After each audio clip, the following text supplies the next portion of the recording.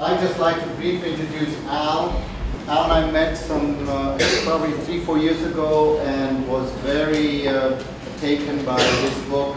Al is a physician, very taken by his book Dementia Beyond Drugs, which was to me just a revolutionary book that explodes the whole idea that there is something that we need to treat with medication, that there's no alternate way or an alternative way to working with people who are afflicted with forgetfulness or dementia, as they say in the biomedical paradigm. And I just was thinking what is so special about Al, besides he's just a very special human being. He's a musician. Actually, our first tour was Al Power in concert. I thought that actually we still have some of those nice posters because he's a great guitar player, has produced some CDs of music. And if you look on his website, you will see songwriter and you see geriatrician. And just briefly, what I find so amazing about Al as a physician, being steeped in the biomedical training, to be getting out of that biomedical training and seeing an alternative way, as I just mentioned, that to me is really special. Because for shrinks, like therapists, I'm a therapist, to be a little cuckoo, certainly in California, is expected. So you know, they're dabbling in all kinds of ways of whatever, looking at the world. But for a physician MD who has gone through the rigor of the training, to then, after 50+ years, to say, hey, there may be another way, and go against the prevailing paradigm. You gotta remember, you have all the research out there is basically founded on the evidence-based pharmaceutical, biological way of looking at things. To go against that is not easy. It's very hard, just like it's very difficult with AgeSong to say we are an educational community and we actually love our elders and elders are our teachers. Right? That's not easy. You don't hear that much. But they are our teachers. What is that? So this is really something that I feel very moved by. And Al, just after his first book, Dementia Beyond Drugs, just published his book, Dementia Beyond Disease. It's fresh off the press, literally. We brought in the box from the printer just last week. So he'll sign some copies, I'm sure. And he promised that next time he'll leave out the word dementia. So I'll check. Actually, no, I think the third one's going to be called Beyond Dementia. Beyond Although Peter Reed tells me he's already stolen that title, so we'll see. We'll see who gets it. Beautiful. Well, so Al, please come forward, and then we both will talk, and we wanted to really also make it interactive, so we are not sitting too much around. So maybe we start with checking in with you guys. Yeah, we'd love to check in. First of all, just so I get a sense, how many people here have actually heard me speak before? Okay, a few, but not half. Okay, I just want to make sure I'm not repeating myself, but giving everybody something that you can take. We thought it would be nice, and once again, these are, you know, I travel around the world and I do lots of standing on stage in conference centers and hotel ballrooms with PowerPoint slides. And what I love about coming to AgeSong is we just have conversations and we let these talks go. And you know, we're giving 4 talks over the next couple of days, and each one can just go its own way, depending on what people are interested in. So there are many, many things that we can talk about, but we thought it would be nice to just find out what brings all of you here. So maybe if I could just poll people for a few minutes. First of all, how many people here are at AgeSong WoodPark for the first time? Okay, a few people. Great. How many people have a personal connection with WoodPark? Live here, work here, have a family member who lives here or works here? The prevalence of Alzheimer's in different age groups, there you can read about that. The numbers always seem to be a little higher in the US than they are in other countries. So in the US, they'll say 1 out of 8 people 65 and older has Alzheimer's. And nearly half of all people who are 85 have Alzheimer's. If you go to a place like Australia or some other countries, they might say 1 out of 12 or 1 out of 20 people over 65. And they might say 1 out of 5 people 85 has Alzheimer's. I don't think there's anything about the US that makes us more susceptible. I think what it is I think that there's some marketing going on there too. The US is heavily driven by the pharmaceutical industry. And if we can, the more we can categorize people under this label, the more we can scare people into supporting our business. So, so once again, we're going to start by getting political right away. I think that one of the biggest things we have to talk about is the stigma. And I think that's the reason why Nader loves the word forgetfulness and why I've been trying to adopt it more and more myself. I did come from the biomedical paradigm, and I don't like dementia, and we've had trouble finding a better title. But the truth is that there's so much stigma and fear generated, even by well-meaning people who want to increase public awareness. They actually increase stigma and fear. And that can actually diminish or dehumanize the very people we're trying to support. So all these numbers always have to be looked at through a different lens and say, okay, what do these numbers really mean? In addition to sort of these behind-the-scenes political marketing factors, there's also the cross-cultural differences. And although I was careful to choose some of the more industrialized countries in my comparisons of numbers, there are some countries, like India, for instance, or some countries in Africa, where dementia is seen very, very differently than it is in the United States or in some of the Western European countries. So I think it's a very good point that part of it is the definition. And you can say, well, we have these cognitive tests, but what do cognitive tests really measure? They measure discrete tasks. So can you remember what day it is? Can you spell world backwards? Can you subtract 7 5 times in a row from 100? And those do measure some skills, and they do give you some guidelines, but they don't measure what kind of a person you are. They don't measure your ability to do integrative things, like support somebody who's sitting next to you who's in distress, or to continue to tell stories or mentor a small child. And we've seen evidence over and over again that people, even with what we would call measurable levels of cognitive change, can actually continue to do these things as well as people who do not have those changes. So I think it's a great observation. And remind me, we have some time this morning when we sort of get into this, to come back. We can talk about some basic communication principles and tips too, because it sounds like that's a specific thing you'd love to talk about. I think a lot of it is the way people are viewed and the way people are engaged in community, as opposed to, you know, and part of the reason I went, and we'll get to this, but to a new definition of dementia is that all the biomedical definitions are definitions that separate us. They put people in a box, or they put people in 70 different boxes and say they have a disease, we don't understand them. And that doesn't give you any new insights into what a person may need. And so I'll just jump into that real quickly. Well, the first thing I did was I had to break down this biomedical model I'd been taught. And Nader thinks it's remarkable that I came from this background and was able to change.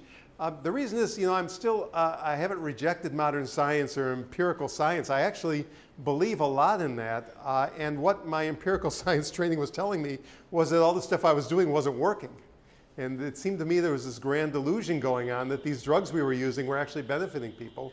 And I use them. I tell people I wasn't born on a mountain in Tibet where we chanted all day and never used antipsychotic drugs. I've prescribed a lot of these over my career, but I began to see that while I could certainly make people quieter, I was rarely helping them, causing them to be truly happy, relaxed, engaged in well-being, more engaged with the world around them. And I realized that there was probably as much sedation going on as anything else. And so that's when I went back to those studies that I was too busy to read carefully. And I read them carefully with a different perspective and realized that these are not good studies, and they did not prove what they purported to prove. And that's when I began to do things differently. And that's when I really became aware of the people I call the true experts. And the true experts to me are the people that actually live with the condition and teach us about it. And so I met people like Dr. Richard Taylor from Houston, or Christine Bryden from Australia, or Jim Mann from Vancouver, not too far from here. And I realized that their experience, even though it was not something I always was sure I agreed with, was something that I had to appreciate that I could not completely understand. And so in the middle of my first book, I decided to just break down that whole paradigm and write a brand new definition of dementia. And I'm using that word just because it's the word that I was reaching out to with that book, the word people knew. And I redefined it without plaques or tangles or misfolded proteins or any of that stuff. I just said simply, dementia is a shift in the way a person experiences the world around her or him. And that really does a couple things. It gets rid of some of the stigma and the judgment about the condition. And secondly, it takes that person's individual experience very much and puts it at the center of the definition. Because in a way, we're all doing that. It unifies us with the person because we're all changing our experience. As we go through life, meet new people, go to talks, move to different places, have new experiences, our perspective changes. And so actually this is a bridge to help us look through people's eyes and understand them better instead of putting them in a box and saying they have a disease. And we do this thing that Tom Kitwood called positioning, where we tend to put the disease in front of everything. And so when somebody does something, we say he does that because he has Alzheimer's, instead of looking deeper and trying to understand what that person is truly expressing.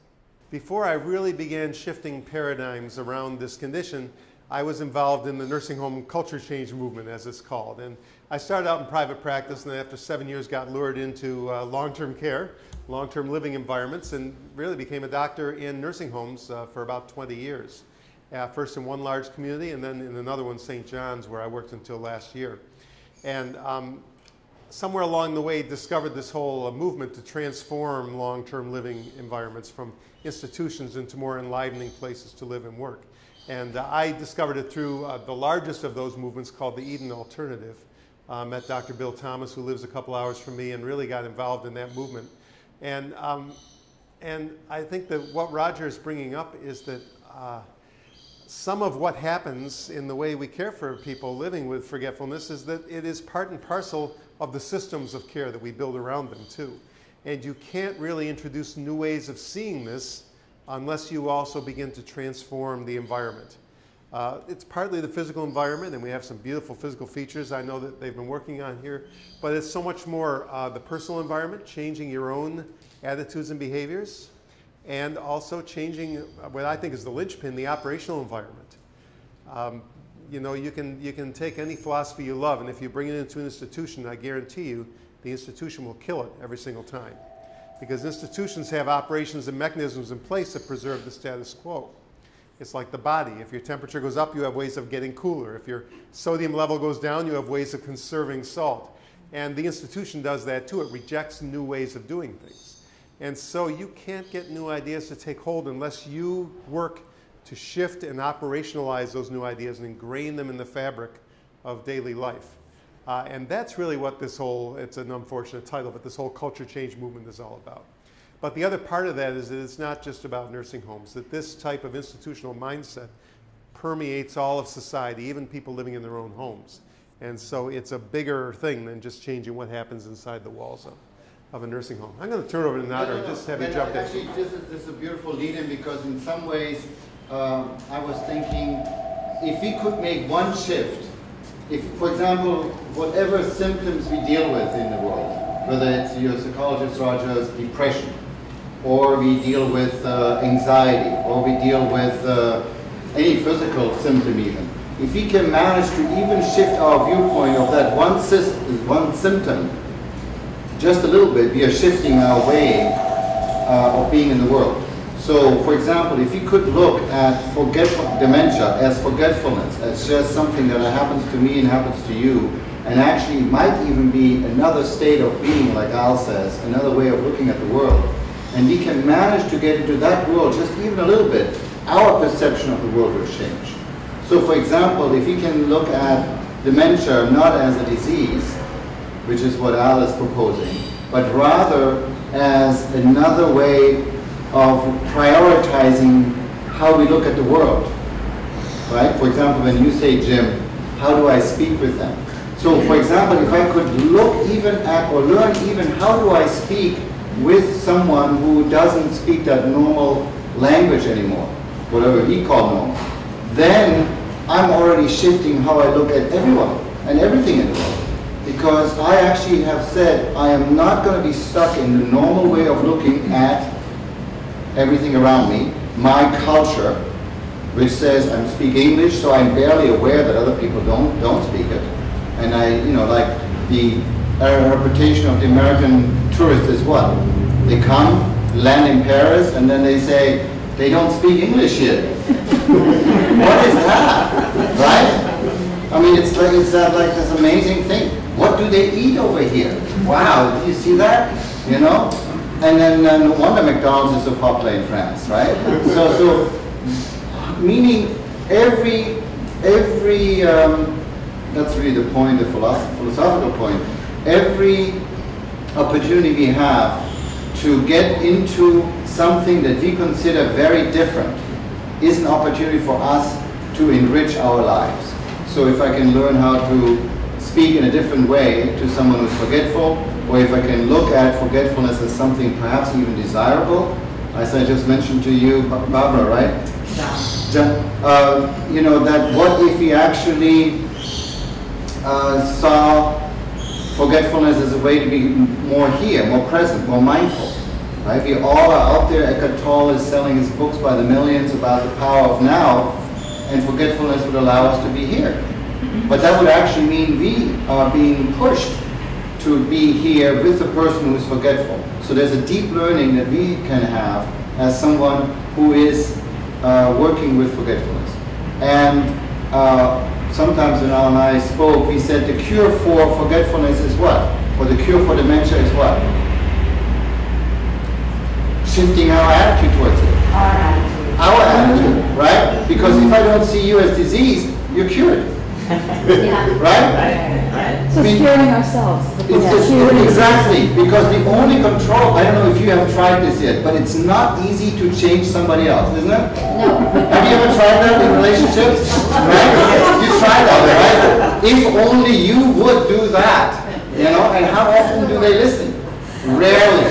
Rarely. We keep trying. On the contrary. Now, really, right? So if I can really deeply know that the only power or control I have is to change myself and my perception, as Al also says, then I can look at the world in a different way.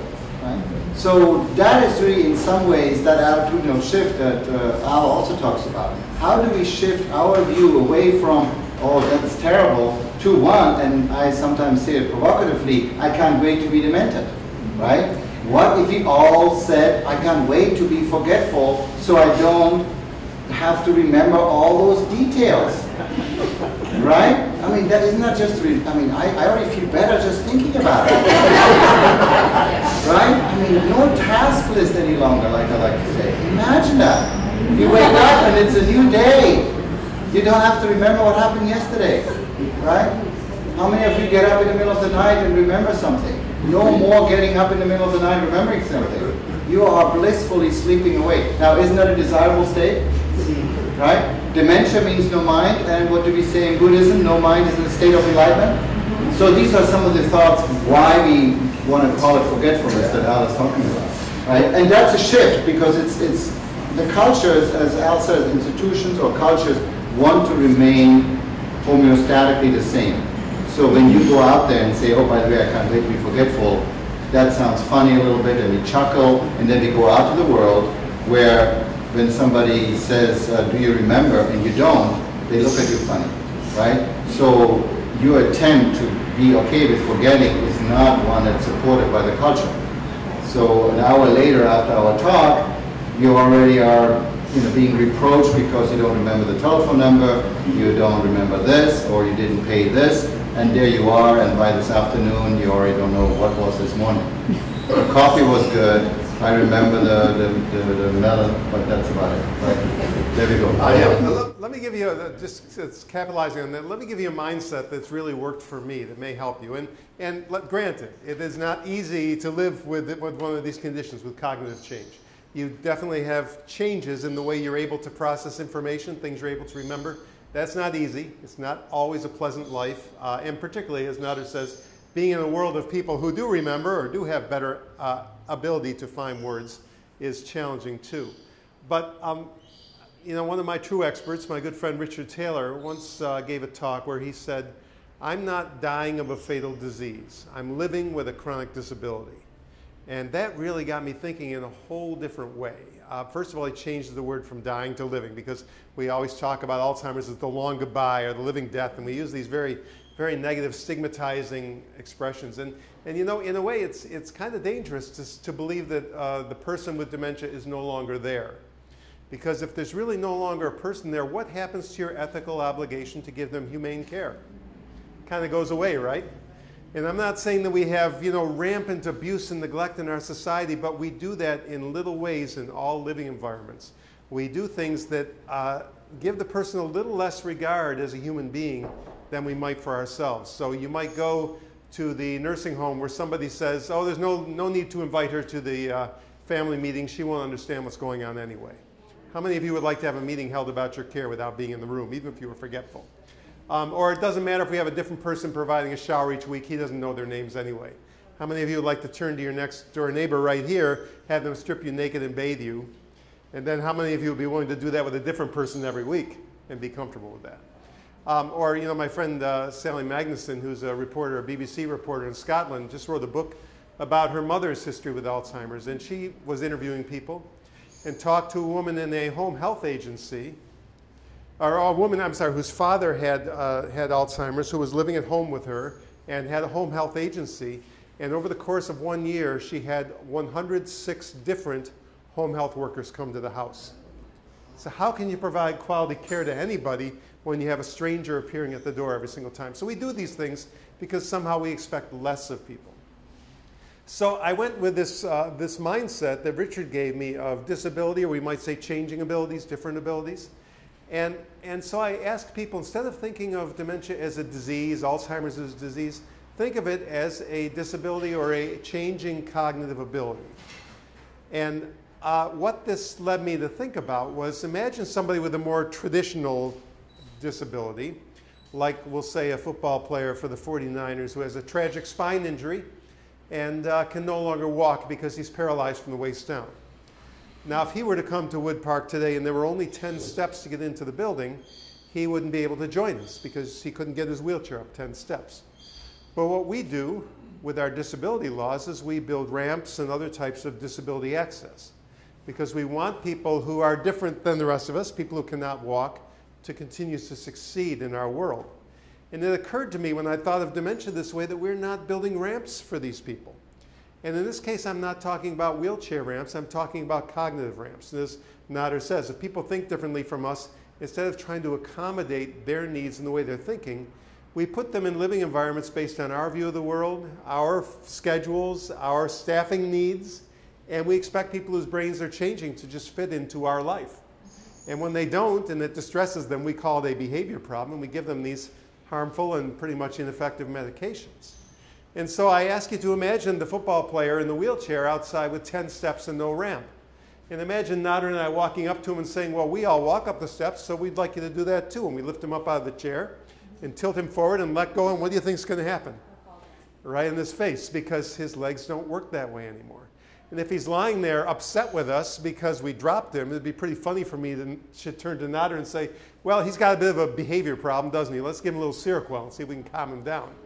Now, it seems silly, but we do that every day in all living environments for people living with dementia.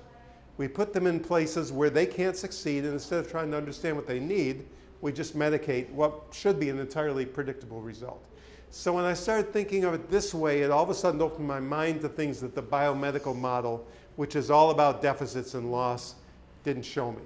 It seems like we spend more time talking about what isn't there instead of what is there. And that's why I like Nader's title, Forgetting the Non-Essential, because there are many things that you lose when you live with these conditions, but there are many things that you retain that we sometimes don't recognize because we're so focused on what's missing. Yes, I'm sorry, the question was, has either of us taken any of the medications that are prescribed to people to see what they feel like? Well, there's always side effects, and these medicines have significant side effects, and I can talk about that a little bit. But let's go even beyond the antipsychotics to the more normal, ubiquitous pills. Dr. Peter Whitehouse, who wrote the book The Myth of Alzheimer's, a very well-known neurologist, who actually did much drug research in Alzheimer's, but then kind of turned against that whole biomedical pharmaceutical complex and said we're medicalizing this disease more than it needs to be, and that this might just be an extreme form of aging of the brain that we've turned into this whole stigmatized complex. But he decided, for fun, to take Aricept for a while. Aricept, as you know, is one of the most commonly prescribed drugs. It's supposed to keep the chemical acetylcholine in the brain a little bit longer, which is what you often lose with Alzheimer's, and to help maybe maintain your ability to focus for a longer period. It does not stop or reverse the course of illness, but it may set the clock back 6 or 8 months so that you're able to do a little bit more than you can do at present. And so he checked with his doctor. You know, he's a few years older than I am, so he got a checkup to make sure there's no reason why he couldn't take it, because there are medical side effects. And what he found was, what many people find is that, he had so many gastrointestinal side effects, he couldn't take it for more than 5 or 6 days. It can cause nausea, abdominal cramps, diarrhea, and that's one of the main side effects. But he said even in the short time he took it, he had these very vivid and very disturbing dreams and nightmares. And he wondered how many people who were taking this, and everybody who has any kind of dementia gets put on Aricept, how many people are having these bizarre dreams and then they're being reported as hallucinations, and then you're getting antipsychotics added on. Yeah, exactly. And so people never think when someone appears to be delusional or hallucinating, I wonder if it's their Alzheimer's drug. We just always blame the disease again. Right. And I want to just substantiate that because I was running an Alzheimer's support group, and that's exactly what family members were talking about, that their loved one who was taking Aricept and there was another one, Dementia or something, that they were actually all reporting you know, nightmares or bad dreams. They would wake up at night. They would also report a lot of problems with walking, gait, balance, and so forth. And so there was a question from a layperson, from lay people, is the drug much worse for our loved one than what it's supposed to do? Well, you know, that's interesting. I mean, as a nurse and working with the direct care staff, I always, whenever I have a resident put on Aricept, the care staff always says, oh no, they're going to lose weight. I don't want them, don't put them on that. But that's probably the GI side effect. You know what I mean? I don't want them to take that. They're going to lose weight. You know? It's like, but that's like the anecdotal piece of it. Yep. Like, the resident might not be able to say I have an upset stomach or whatever, but over time, my staff has learned that that drug makes them lose weight. Yeah. Because they probably just don't eat as much because they have an upset stomach. Exactly. Yeah. The original drug, Cognex, was so bad on your system that nobody could take it. Unfortunately, the newer drugs have replaced that and are much safer. That also caused liver problems. But when you think about it, if we're trying to increase a little pharmacology, we're trying to increase this chemical called acetylcholine in the brain. But you have to take the pill by mouth, which means anything that involves acetylcholine in the rest of the body is also going to be increased.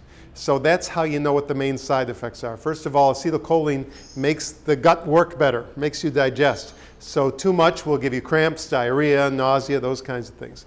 Acetylcholine also slows your heart rate when it's going too fast. So another side effect is slow heart rate. And some people on Aricept have actually gone down the road of almost needing a pacemaker before someone realized they just had to stop the pill and their heart would speed up again. And then the bladder is another issue, is it causes incontinence, yes. We have this paradigm that has so medicalized life and so decided that pharmaceuticals are the answer to our problems. My new book really is revolving around a concept that I just mentioned briefly in the first book. And I was looking for another angle to write a sequel. And I talked about these 7 words, which are one model for looking at well-being, what they call 7 domains of well-being. And this was developed by a group of people that work in the culture change movement on a grant from the Eden Alternative to go beyond the usual medical outcome measurements and come up with something that is more universal. And so they came up with what they call these domains of well-being: identity, connectedness, security, autonomy, meaning, growth, and joy. And there are many models for well-being out there, and some people say that only each person can determine what it is for him or herself.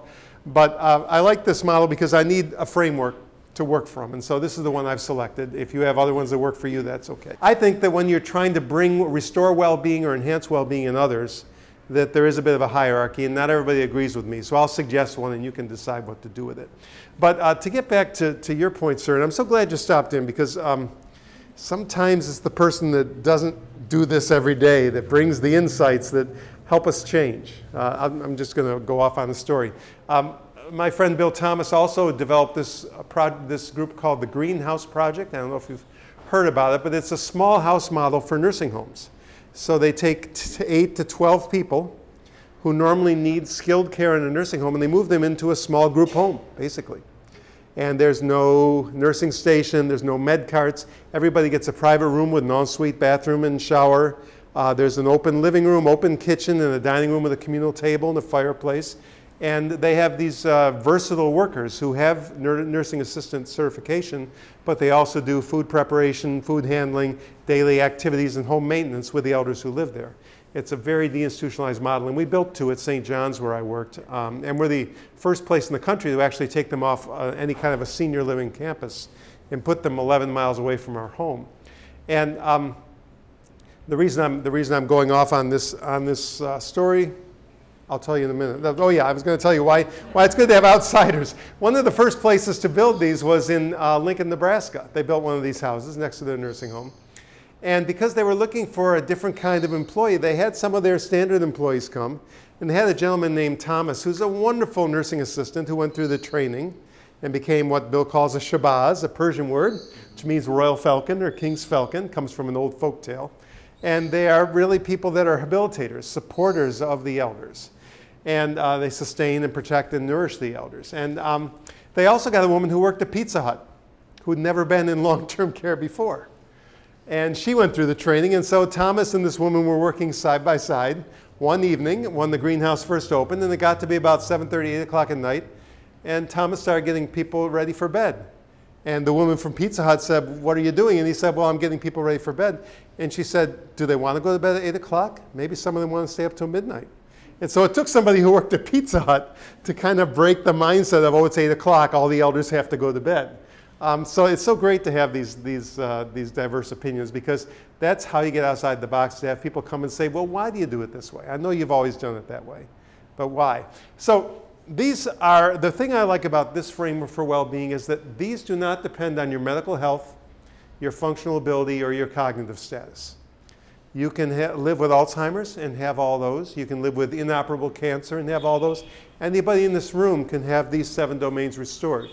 And if your illness makes it hard for you to maintain them yourself, then your supportive environment can help you to maintain these. And this becomes one of our primary jobs in supporting the forgetful person, is to maintain their well-being. And this is something we don't really know how to do. In our biomedical paradigm, we know how to give pills. And so when someone is distressed for some reason, we reach for the pill bottle. But think about this. Look at these things. Can these things ever come out of a pill bottle? Can you ever give somebody autonomy or security or meaning through any kind of a pharmaceutical, past, present, or future? Some people might argue that you can get joy out of a bottle. I'm not going to go there. But the truth is that this is something that we don't know how to do very well in elder care. We know how to take care of the body. We know how to do treatments and therapies, but we don't know how to create well-being in our living environments. And my rather radical thesis in this new book is that most of the distress we see that we cannot solve easily comes from erosion of one or more of these domains of well-being. Instead of trying to fix the behavior, what we should be doing is just turning our back on the behavior and building well-being. And when you do that, all of a sudden the distress goes away, because you've actually gotten to the real root cause. And that's why the pills don't work, because antipsychotics, Depakote, any pill you want to choose, they don't provide this. And the next challenge I got from this is, well, how about non-pharmacologic interventions? That's the big buzzword now for people that don't want to use antipsychotics. Well, they don't work very well either. Because once again, if you don't know the person, you may not be responding to what they truly need. And I just want to share a story that really gets to the heart of this. And I was speaking in Iowa in a rural section for the Alzheimer's chapter. And somebody told me about a gentleman at their assisted living home who moved in, and very shortly after that would begin heading out the back door. And he had trouble speaking, so he couldn't really explain himself, but he kept trying to leave. And they would do everything they could through all these interventions, try to get him involved in folding laundry or listening to music or joining an activity and redirecting him. And of course, the more they redirected him, the more insistent he became. So finally, the manager said, we have a fence back there in the backyard. It's a nice day. Why don't you let him go once and just watch him, see what you can learn. So he went for the door. They let him go out the door, and he walked to the back fence where there was a herd of cows. And he stood there and he watched the cows for about 15 minutes and went back in and sat down, and he was fine. And so they were having a care plan with the family, and they brought this up, and they said he was a farmer. Every morning he started by checking on the cows. So here's the problem with the non-pharmacologic approach. If we see someone trying to leave, what do? We have our laundry list, literally. Fold laundry, try some music, try aromatherapy, hand massage, but maybe he just wants to check the cows. And so, yeah, maybe he needs a breath of fresh air. Now, here's the other thing we do, and this is where I just wrote a chapter for a book that's coming out, where I've even gone beyond my book here. We have this thing called the needs-based behavioral model, which says dementia, the distress is due to unmet needs. And that's true for a bit. A lot of my books is about that, but it's still incomplete because, as Christina so wisely says, a lot of expressions are things that are not abnormal, but we pathologize them because we see dementia. So if someone's trying to leave, whereas you and I might step out for a breath of fresh air, if a person with dementia does it, they have a behavior problem. They're eloping, And so we actually make behaviors out of things that aren't behaviors, you know. We take normal expressions of curiosity or spontaneity and we turn them into another symptom that has to be addressed. Well, what you're talking about is the emphasis moves away from there's something wrong outside to what am I not understanding. Right, and it's Right? okay that we need to learn. Well, It's okay.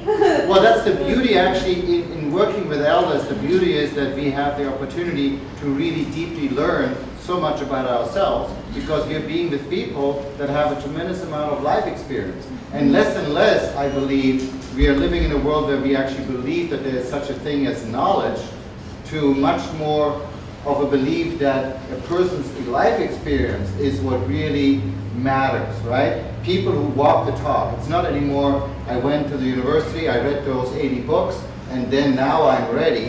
I think less and less there's a deep belief in this knowledge being something that actually we can all get and that teaches us about life. But rather what teaches us about life is life experience, and elders in a community like this have that, right? And so we have a tremendous opportunity to be with them and deeply learn what is going on with them. But that means we need to suspend our own idea that we know. We actually need to get away from the idea that we are treating them, which is a very demeaning word. I'm treating you means I have something you don't and I know something you don't. So we actually need to get to a point, as I like to say, of a not knowing. I actually don't know why so-and-so leaves the building. But let me find out. Maybe I can actually just turn to him or her and say, what's going on? Or if I don't, if he or she doesn't speak, maybe I'll just walk with him and her and see where it's going. That is putting the emphasis on me learning rather than me being the teacher and putting people in boxes or labels and categories, which, as we have known throughout human history, in the last 5,000 to 10,000 years of recorded human history, what do we know?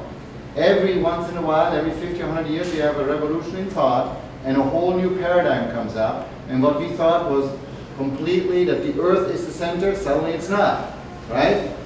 And et cetera, et cetera, et cetera. And it goes throughout human history, meaning knowledge is not stable. It keeps changing. And by being able to pay attention to what's happening outside and with others, we put ourselves in a position of a learner, a student, and not the one who knows, which is a big shift, especially with forgetfulness. Why is forgetfulness happening? Why is nobody asking what is good about forgetting? Why is nobody asking what is really important about somebody who's 75 slowly forgetting things? Maybe it's actually helping that person to die a little better. Maybe it's actually helping that person to forget a lot of trauma that they have been carrying along and with themselves. Why are we not asking those questions? Maybe the normal thing is to keep forgetting, and those who don't are really the abnormal ones. Really, right? And nobody really asked the question, if I can get really passionate about that, we don't know what is called thinking. What is thinking? You tell me what is thinking. What is so good about cognition? As far as I know, it only got me into trouble. Really? I mean, that's really has got me into trouble. As you say so nice, Michelle, the gut is often, where we live. We don't live up here, right? So why are we so afraid to drop down and get away from this constant obsession of the monkey mind, as they call it in Buddhism, right? And actually can be more here. It seems like we are so scared as cognitively intense people that maybe we could maybe drop down. And isn't it beautiful if people don't speak? Have you ever listened to the silence? Isn't it incredible? Somebody finally just shuts up and you can just sit there. But now, of course, with our phones, we are on our phones because we think we need to now fill the time with whatever. Anyway, that's another story. But you led to something really great, and one of the great quotes. I have many great quotes from Nader in my new book. I didn't meet him when the first book was written, so now I have a chance. And one of them, he says, is one of the keys to communication is foremost a curiosity, an openness to what is, and I think that's really important. And when we get to actually providing support, hands-on support to somebody, if somebody is reacting or resistive to what we're doing, we tend to label it a behavior problem. But if you can actually step back in your mind and say, what is this person teaching me about my approach? Because it doesn't mean you're a bad person. It means that whatever you're doing is not working for that person. And if we can be open to having them be our teacher Studies have shown that when people are resistive during personal care, the vast majority of times it can be easily tied to the way they were approached by the care partner. So theoretically, every one of those people could have their challenge solved without medication if we just were open to being taught what to do differently. And so that's a hard thing to do, but it's really important. The thing that I do in this new book that's really different from what all other people are talking about is when you have a challenge that's very difficult to figure out, you forget about trying to fix that and you concentrate on well-being. So you say, okay, let's just take this person. Let's find out everything we can about who this gentleman is. Where does he come from? What's his professional background? What did he enjoy? What are his family ties? What are his strengths? What are his challenges? What's his situation now? What was his experience of moving here? What did he give up? All those things, as much information as you can find, and get the people around the table who know him well. And then you can look at these 7 domains of well-being as 7 drinking glasses. And if we just had the best well-being, we'd have 7 full glasses. But maybe because we don't know him well, his identity glass is only half full. Or maybe because we're telling him what to do all day, his autonomy glass is almost empty. And you draw those 7 glasses and you say, based on what we know about this guy, how full do you think each of these glasses are? And what then can we do to fill each of these? How can we give this gentleman more identity in daily life? How can we give him more autonomy in daily life? When people are lashing out verbally or physically, all 7 domains can be involved, but the ones where I think you get a lot of traction early on are these 2 in the middle, security and autonomy. People that are lashing out during any kind of interpersonal interaction often are feeling a loss of control. They're being asked to do things that they don't want to do or in a way that they can't do them, or they're being asked to do things in a way that makes them feel unsafe. And so a stranger has stripped them naked and has given them a bath and is rinsing their hair with a nozzle without warning them that this is going to happen. Those types of things that can make you feel insecure. And those are the kind of things that would make any one of us lash out. The lack of connectedness, the lack of meaning can make people just sometimes react violently because they have all this pent-up frustration and fear and anger that they can't express.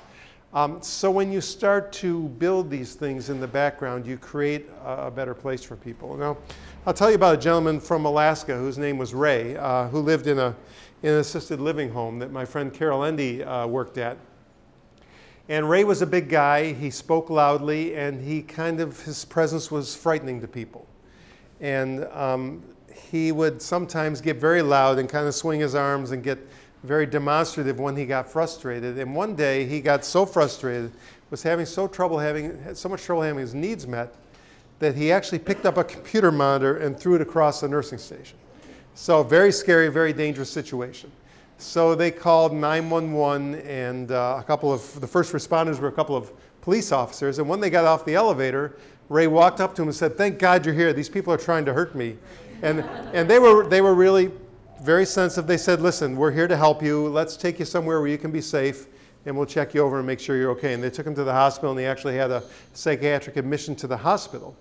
And the administrator came and sat down with the staff, who were taking a lot of time to calm themselves and calm everybody after this crisis. And they were expecting a lot of patting on the back. And one of the things that they said to him was, one of the things the administrator said was, "Tell me, how did we fail Ray?" And people were saying, "What are you talking about? The man just threw a computer monitor across the hall." And he said, "I know, but we did not create a place where Ray could feel safe and wanted."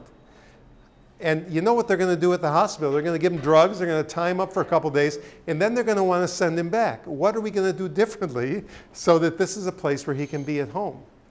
And so they role-played, and what they saw when a nurse got inside his skin and walked around and thought about what's it like to be Ray, was that people did kind of avoid him. There was negative energy because they were afraid of him. And every time he reached out to people, there was this kind of backing away or this kind of negative body language, because they saw him as a behavior problem. They had that negative image. And so all this frustration was being directed at him non-verbally.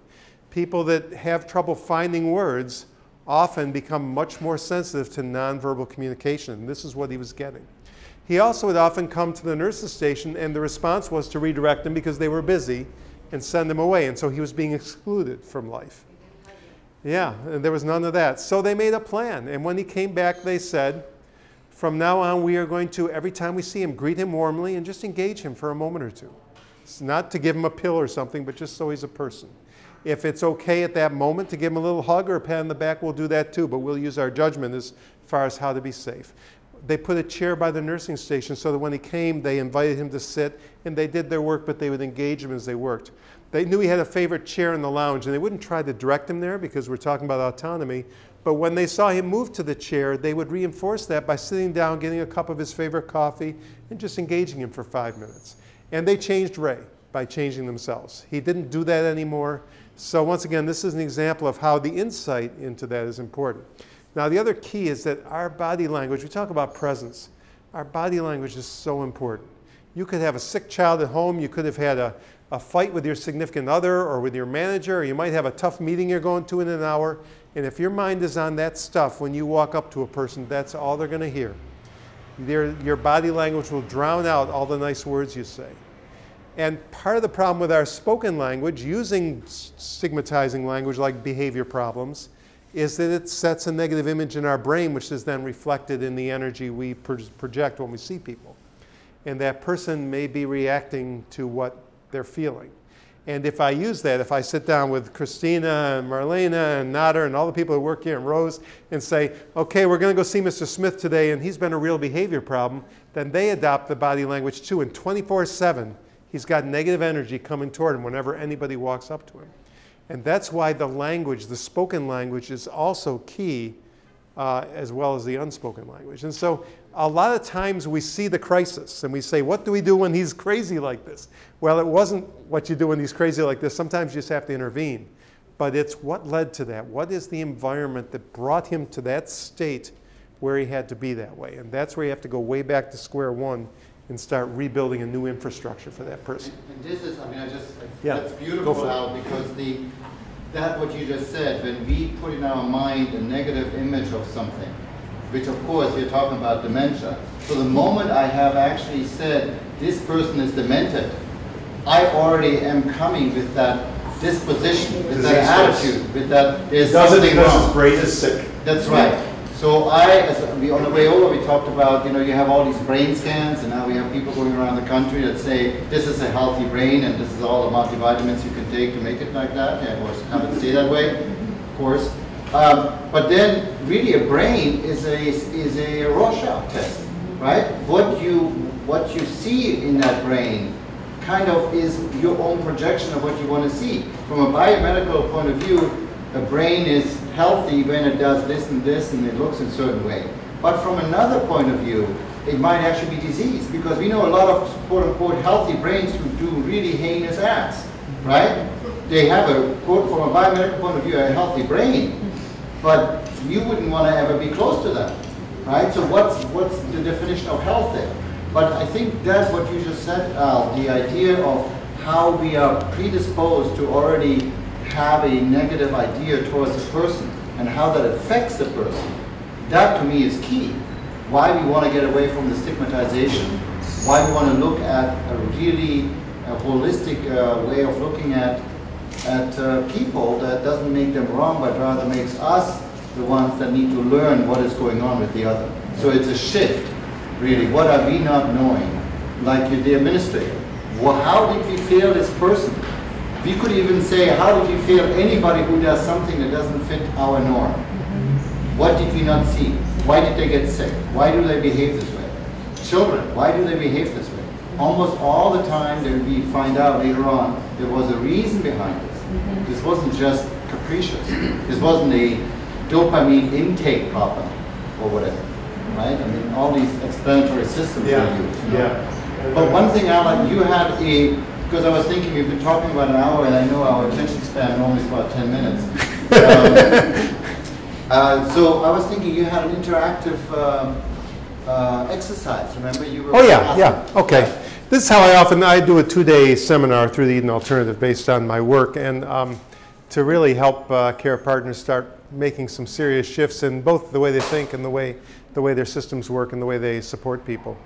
And you know, after 2 days, people often ask me, God, there's so much, where do I start? When I go back to my organization, where do I start? And there are 2 places I ask people to start. We just talked about one, and that is discuss the words you're using. Look at your charts, listen to each other, discuss your language and what it does to your thoughts and your actions, just to use certain words. But the other thing is this thing that I used to start this seminar. And I'll do it with all of you because it's kind of fun.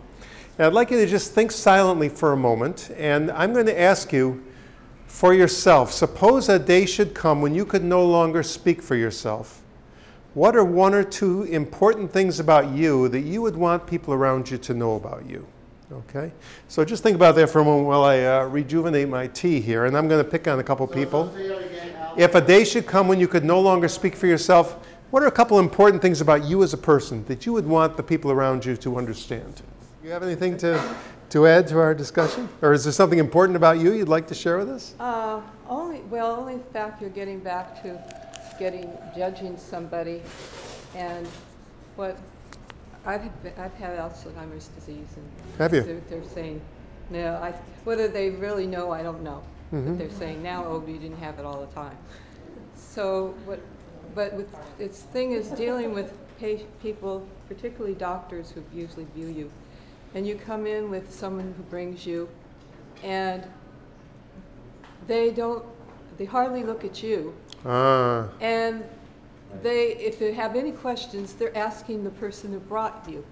And I finally blew my top over it because I said, hey, I'm here. You can find out better from me what is wrong with me than you can from my sister. Oh, that's beautiful. And so that's beautiful. Just want to remind anybody of I think that. that's a great thing to share with everybody. Remember to talk to the person.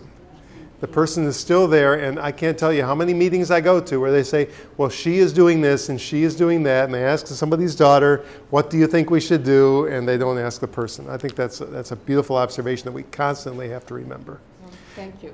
Thank you. And you know, we don't have to be in the world of Alzheimer's. Let me just talk to the female half of our group here. How many of you have ever gone with a male partner to a mechanic or a lawyer and have them address the man, because that's obviously their domain instead of you, even though you might ask the questions? So it's pretty frustrating, isn't it? Yeah, absolutely. So thank you for sharing that. What's your name? I'm Seal. Seal. Thanks so much. Appreciate that. Great observation. And once again, that's that body language thing.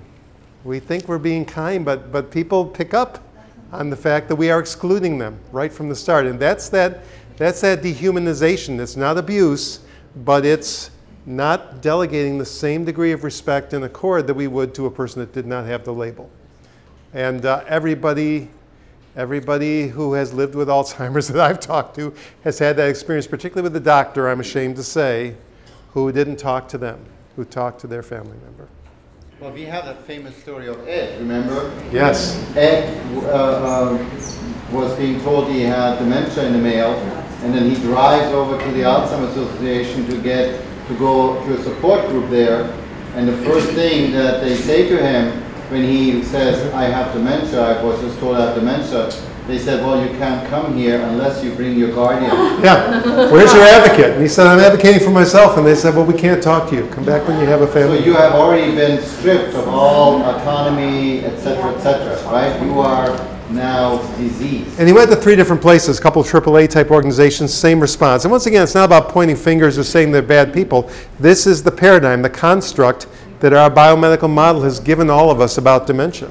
Yes, ma'am? I was just thinking, I have 3 children, and when I take them all either for a checkup or some other reason to the pediatrician, I notice now that they're older, I definitely do it with the older ones, but even with the younger one who's 12, I go in and I try to tell the pediatrician, you know, when she comes in and she shakes hands or he shakes hands, and then I start telling them what's wrong while we're there, and then I have to keep on checking myself and stopping myself and let the child talk.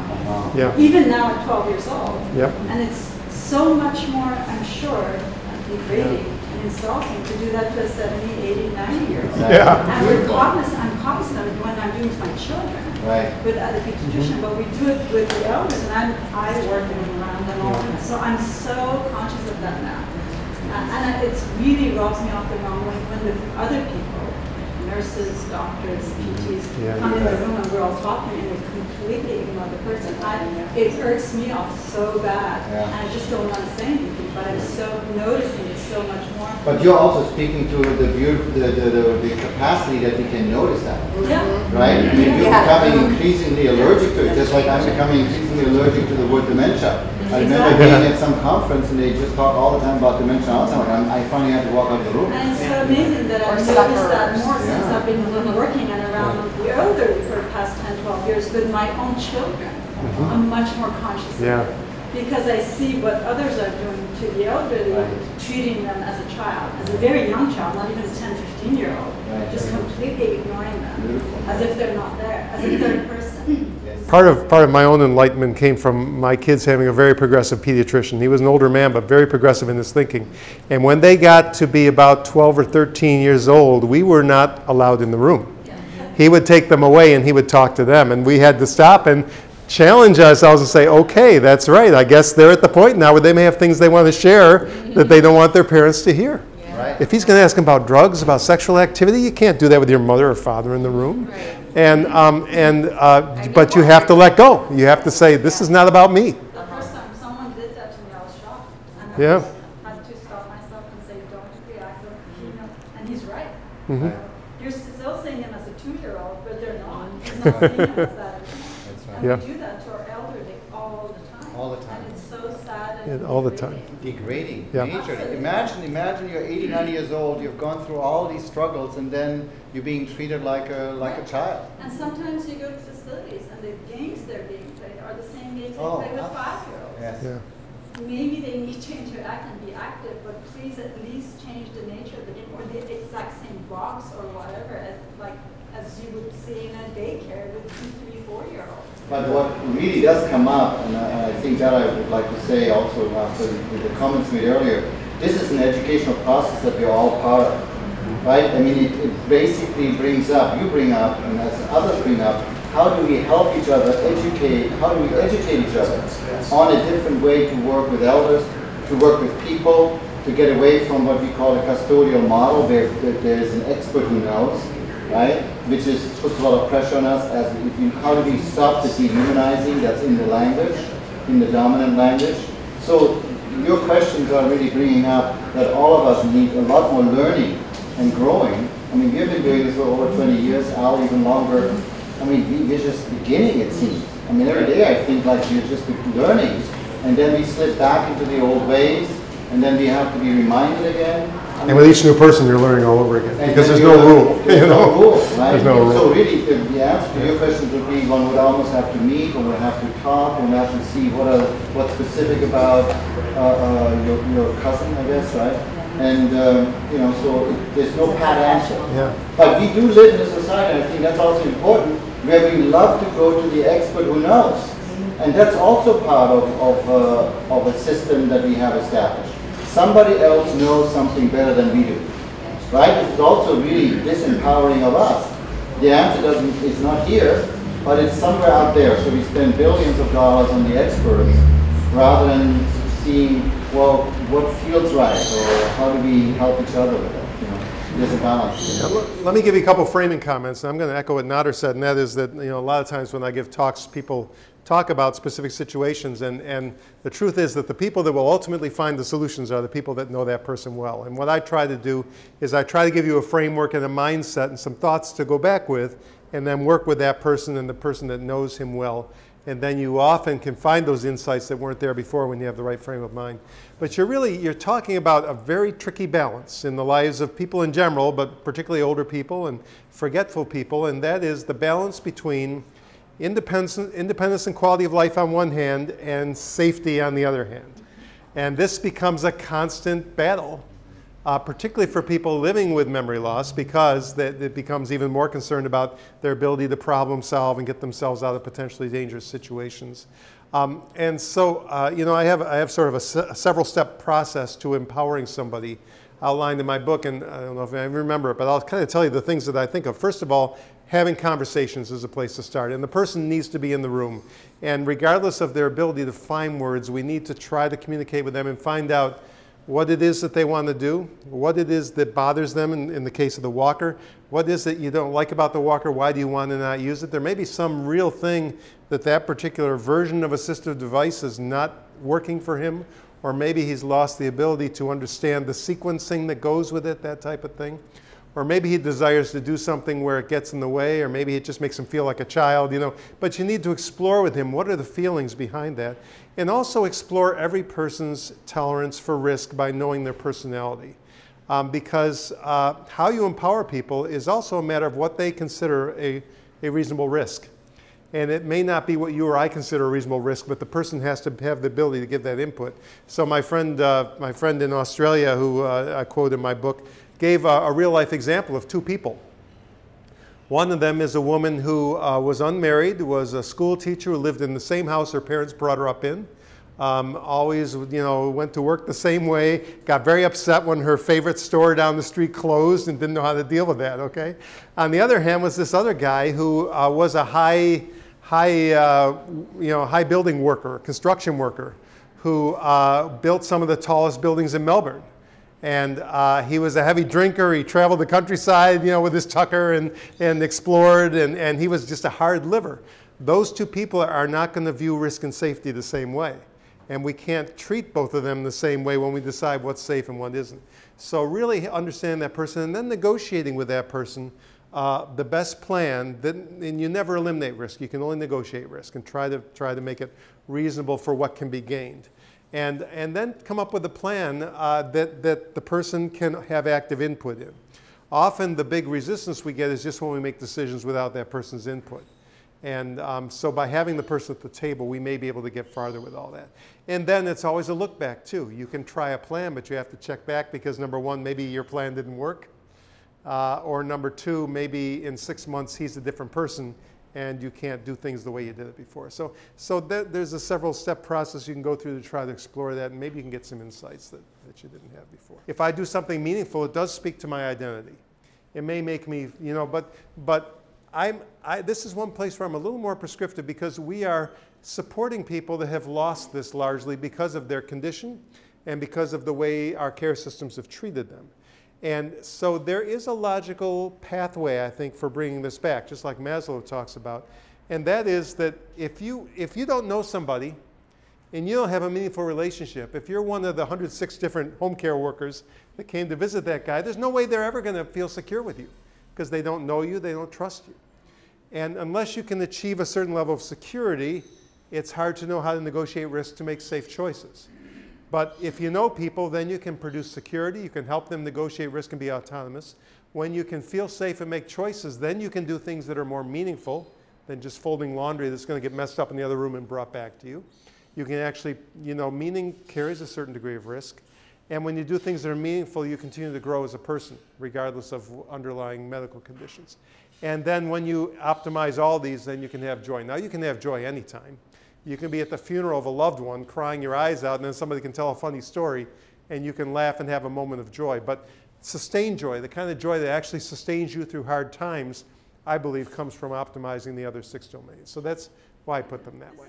Would someone like to share one important thing about them that they thought about when we sent you off? Yes, go ahead. I would want to be able to express that I love nature and bugs and nature. Yeah. Okay. And as you do this, we're talking about identity for everybody. Obviously, it's your identity, but you're also talking about connectiveness. You're probably talking about meaning. You're probably talking about joy. There's so much of it there. Somebody else have something they want to? The process of aging and dying. You're interested and excited about it. Okay, beautiful. That's great. So thanks very much. So imagine, though, for a second, if you couldn't express that just like you said that right now. I would be terribly frustrated. Yeah, and you're talking about these high-level things, meaning and growth, which, you know, in a nursing home, we don't really know how to bring meaning and growth to the people in our care. This is something that is so far outside, but there's two things. Number one, I think that's why so many antipsychotics get used, because we don't know how to do this. Number two, I think this is why people fear nursing homes. I don't think people fear nursing homes because they're going to get bad medical care or bad nursing care. I think they know that they're going to leave this stuff at the door, and people would rather, you could hit, yeah, you can hit all the QIs. You can never fall, you can never have a catheter, you can never have a bed sore, you can never go 14 hours without being offered food, and yet you can still hate your life and want to die because you don't have any of this. That's such an important point because we did the emphasis on the body being healthy, right? So the question then is, okay, so you have a healthy body, but if you have nothing to get up for in the morning, what's the point? Domino effect. Yeah, it is. Yeah, then it goes down. Yeah. How about another yes in the back? Okay, so to the foreseeable, I really like how I dress.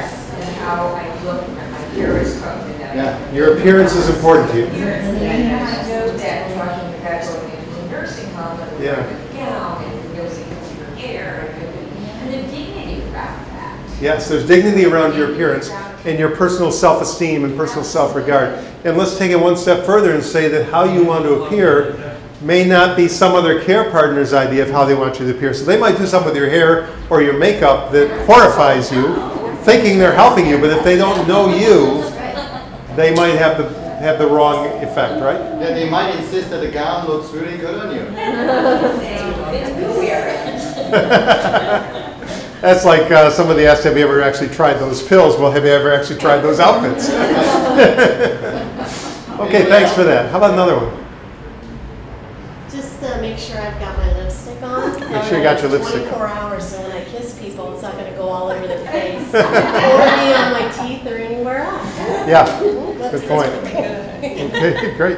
Barbara? I think I would like people to know that I'm most calm by an ocean or by water. Water. You're in a good place if you like water. Yeah, water can be calming. There are other people, sometimes people that are, their bladders are challenged where the fountain on the desk is kind of disturbing.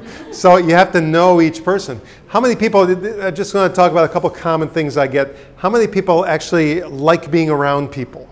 Get some sustenance, okay? How many people like solitude? Often they're bothered by crowds. So you see we have this split. And if we don't know that about people, we might just assume that people have a disease when actually they need some solitude and they need some company that we're not providing. Yeah. One of the things, my mother lives here. She just moved in here the 19th of August. I've been sort of her primary care partner, now that I have that term, for about 8 years. She's been in assisted living for about 4.5 years. But one of the things that's been the most painful to see as her life has changed is, for me, her identity is still very much intact, and I've been able to clearly know all the time that this is Norma, but she's lost so many people because either they don't see her identity as being intact because she was what she did and her accomplishments and how she reached out to them. Yeah. I actually have a cousin who lives here who no longer sees her. She used to go to the movies and dinner with her every 2 weeks, and now she just says, I just want to remember her the way she was. Yeah. So she's cut her off. It gets back to what Tim was saying. She hasn't learned how to relate to her as she is, so she's stuck. Yeah, it's painful. It's painful. In fact, but she can't deal with it.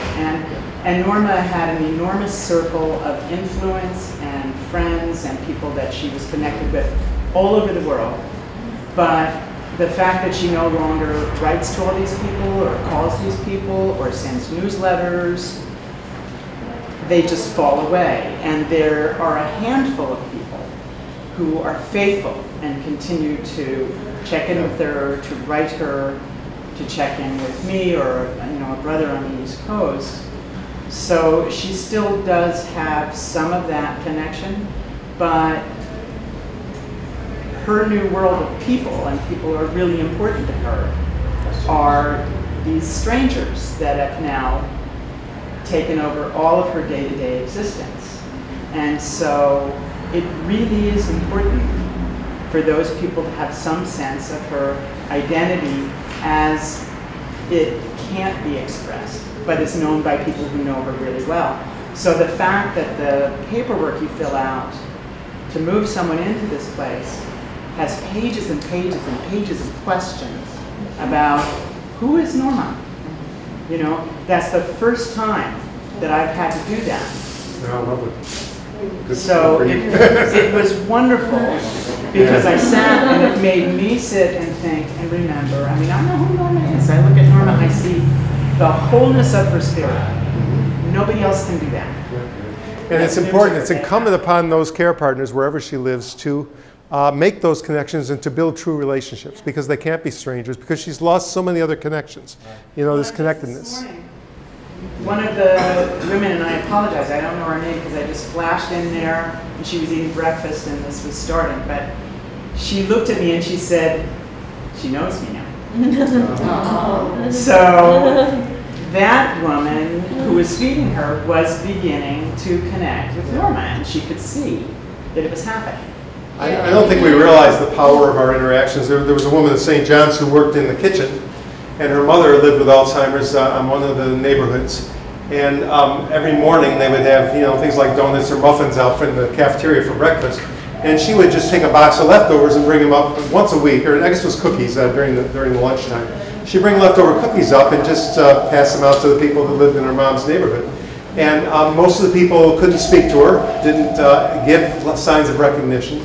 And she assumed that there was no effect other than they were eating her cookies. And she went on vacation for 2 weeks, and she came back, and people who had never spoken to her were saying, "Where were you? We missed you," And so the connection was there. They just couldn't express it in the way they always did. There was one little, because we need to slowly wrap up, but one insight that I just remembered that I think might be important to share. When we talk about earlier shifting ourselves, changing ourselves to be more accepting of what is in front, and discovering more what is actually going on with the other. Being more curious about the others, rather than I need to control and manage. That has one amazing side effect if you do that. And that amazing side effect is that you yourself are becoming much more flexible and curious about yourself and your changes. So the more you are actually curious about how are people changing in front of me, how are they aging, what is going on with them, what is their process, the more you yourself become accepting of your own changes as you go on in life and go through life and change. Right? So that whatever you do on the outside, you are doing with yourself.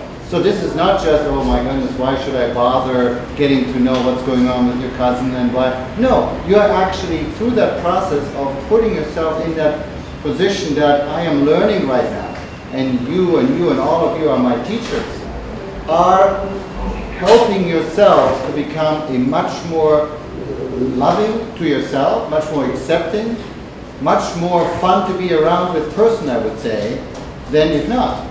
And you can see that the way you live is the way you age, right? So you have an opportunity with each moment that you encounter other people to say, I actually want to change who I am and how I deal with myself. I want to be more loving about with my own aging process, my own wrinkles. I can't wait to get more of them. I can't wait to, the hair color, etc. And that attitude would be beautiful to develop, I would say, because it's less painful to live with yourself.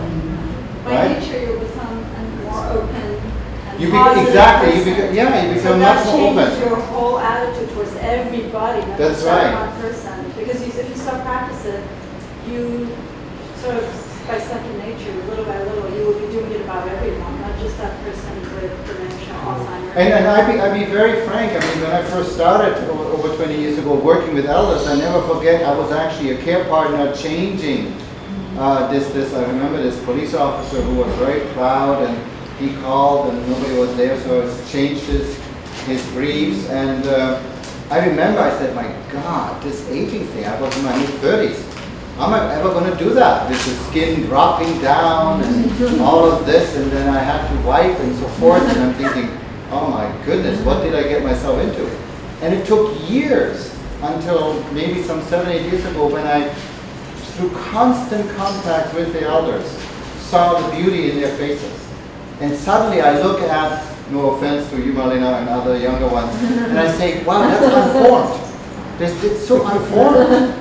They're going to need another 50 years to even look decent. And I remember that's when I then did these close-ups, and some people became very offended, these close-up of 90-year-olds, right? And I just saw the beauty in their faces, but I want to say it is a process. It's a learning every day. Wow, that's beautiful. It's a day, every day you can try that in your mirror. My God, do I love this?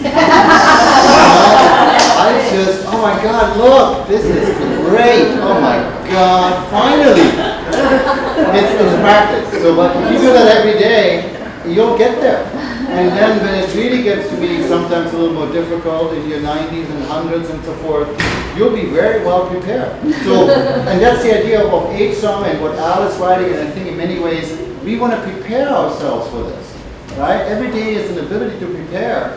Also with whether it's your cousin or whether it's Jim or any of us, these are preparations for our own life in order to embrace much more all of who we are and celebrate the fact that we get older and are old, right? So then we can really be part of a culture change. I'll open the door to something that is too big for now, but maybe we'll talk about in a later session. Yeah. And that is that when we look at the demographics of aging in our country and globally, our current approach to aging is unsustainable. Aging is not unsustainable, but our idea of seeing elders as incapable, of having nothing to give to us, segregating them, locking them away out of sight, cannot happen in 2050 when there are only 4 working adults for every retired adult in this world. Yeah. So this is going to lead us toward the future, to a better future than what we're going to have. And I often close my talks with one of Nader's quotes. So I'm going to say it right now, and that is, Nader famously said, when we care for an elder, we care for that part of ourselves that will someday grow old. And I think that's just the most beautiful way of summarizing what you said. So thanks. We'll hang around and talk. But thanks, everybody.